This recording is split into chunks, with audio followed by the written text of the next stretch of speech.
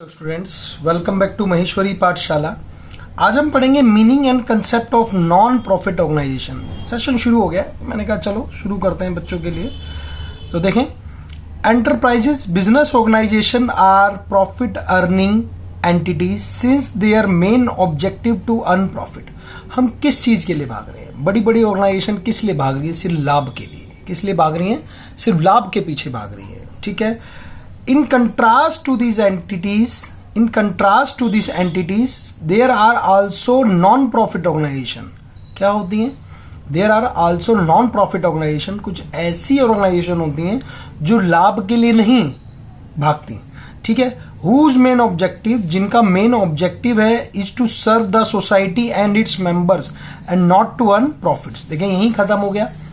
जितनी भी ऑर्गेनाइजेशन है, हम 11th में पढ़कर आए हैं, जितनी भी ऑर्गेनाइजेशन है वो सब क्या करती हैं? लाभ के लिए भागती हैं, प्रॉफिट अर्न करने के लिए। ठीक है। लेकिन यहाँ कुछ नॉन प्रॉफिट ऑर्गेनाइजेशंस होती हैं जो प्रॉफिट के लिए नहीं चलती हैं। ठीक है। वो सिर्फ किस लिए?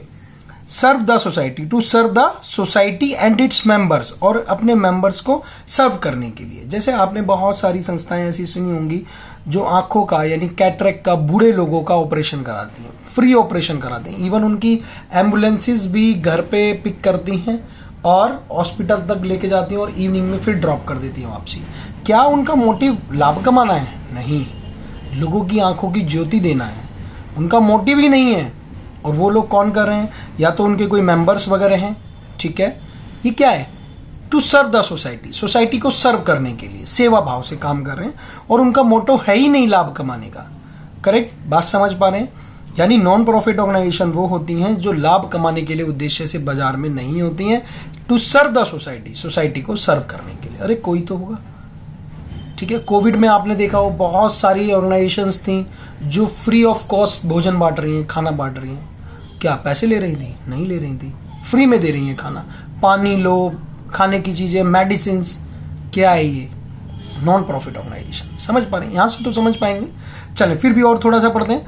Non profit organisation also known as non profit organisation are set up with the objective to further cultures. देखिए, कल्चर्स के लिए educational, health, religious, public service to public and और members etc. देखें, दोबारा पढ़ेंगे। Non profit organisation also known as non profit organisation are set up with the objective to further culture, culture की programmes करते हैं। Educational, पढ़ाई free में बच्चों को पढ़ाते हैं। ठीक है। हेल्थ, देखें बहुत सारी हॉस्पिटल्स ऐसे हैं। ठीक है, फ्री में लोगों के टेस्ट वगैरह करते हैं। ठीक है। Religious, public service to public and और members, not with the purpose of earning profit. देखिए, बार बार आपको यही मिलेगा कि उनका जो मोटिव जो है वो क्या है? लाभ कमाना नहीं है। Example of such organisations are schools, colleges. Schools हैं, बहुत सारे ऐसे स्कूल्स हैं जहां पर मुफ्त में पढ़ाइयाँ होती हैं, बच्चों को पढ़ाया जाता है। कॉलेजेस हैं, पब्लिक हॉस्पिटल्स हैं, लिटरेरी सोसाइटीज हैं, societies for promotion of sports, sports बच्चों को फ्री में स्पोर्ट्स वगैरह के लिए आगे प्रमोट करते हैं। Arts and culture, social welfare organisations और क्लब्स एक्सेट्रा। ठीक है। ये क्या है? लाभ कमाने के उद्देश्य से बाजार में नहीं है, सिर्फ सोसाइटी को सर्व करने के लिए। Funds required for the activities of non profit organisation are normally sourced contributed by its members. ठीक है। यानी कि मान लीजिए कहीं 100 मेंबर है, 1000 रुपए एक मेंबर के हिसाब से देता है। ठीक है। और 100 मेंबर्स हैं तो कितने इकट्ठे हो गए? 1 लाख रुपए इकट्ठे हो गए। ठीक है, बात समझ पा रहे हैं? तो ऐसे ही वो फंड्स कंट्रीब्यूट करते हैं मेंबर से, या ट्रस्टीज वगैरह होते हैं etcetera. As donations, membership fees and subscription. कोई उनके अंदर मेंबरशिप फीस है, जैसे बड़े बड़े क्लब्स वगैरह हैं उसमें मेंबरशिप है, 50,000 रुपये मेंबरशिप है, आप एक बार दे दीजिए और हमेशा उसके लाभ उठाते रहिए।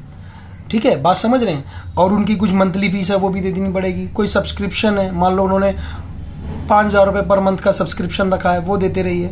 ठीक है। तो क्या है ये? सिर्फ उनको संस्थाओं को चलाने के लिए। भाई कोई भी संस्था है, उसको चलाने के लिए आपको पैसे की तो जरूरत रहेगी। तो क्या है? उसके रूप में आपने क्या दे सकते हैं? डोनेशन है, या मेंबरशिप फीस है, या सब्सक्रिप्शन है, चंदा है। ठीक है। Funds received by a non profit organisation में भी डोनेशन हो सकते हैं, मेंबरशिप फीस और एंट्रांस फी हो सकती हैं जिससे वो पैसा इकट्ठा करते हैं। सब्सक्रिप्शन चंदा हो गया, लोन्स हो गए, and grants from the government under the institution. देखें डोनेशंस क्या दान मिल गया उन्हें, मेंबरशिप फीस कोई है या एंट्रेंस फीस है या सब्सक्रिप्शन कोई चंदा उन्होंने रखा हुआ है, ठीक है। जैसे मंदिरों में मेंबर्स होते हैं, वो एक छोटे छोटे जैसे मंदिर हों आपके आसपास के, तो क्या रखते हैं, सब्सक्रिप्शन रखते हैं कि एनुअल सब्सक्रिप्शन आपने, जो हर मेंबर है, जब मान लीजिए 21 मेंबर हैं तो 1000 रुपए के हिसाब से 21,000 रुपए इकट्ठे हो जाते हैं, वो क्या हो गया, सब्सक्रिप्शन हो गया। लोन्स, कोई लोन्स ले रखा हो, ठीक है, मान लीजिए बड़ा हॉस्पिटल है, उसको बनाया, स्टार्ट किया, तो उसके लिए शुरू में आपने लोन्स ले लिए, फिर आज धीरे धीरे फिर उसकी जैसे लोग बढ़ते जाएंगे, सब्सक्रिप्शन हमारे पास फंड्स आते रहेंगे, तो उनकी पेमेंट रीपेमेंट हम कर देंगे। ग्रांट्स, सरकार से हमें कोई लाभ मिल जाए, ठीक है, बड़ी बड़ी ऑर्गेनाइजेशंस होती हैं तो उनको सरकार के कुछ एक फंड्स होते हैं, वो ग्रांट्स सरकार देती है, ठीक है, तो इन्हें कहते हैं ग्रांट्स। तो इस तरीके से वो अपना फाइनेंशियली यहाँ से उनको हेल्प मिलती रहती है, करेक्ट। चलिए, thank you so much for watching this video, thank you.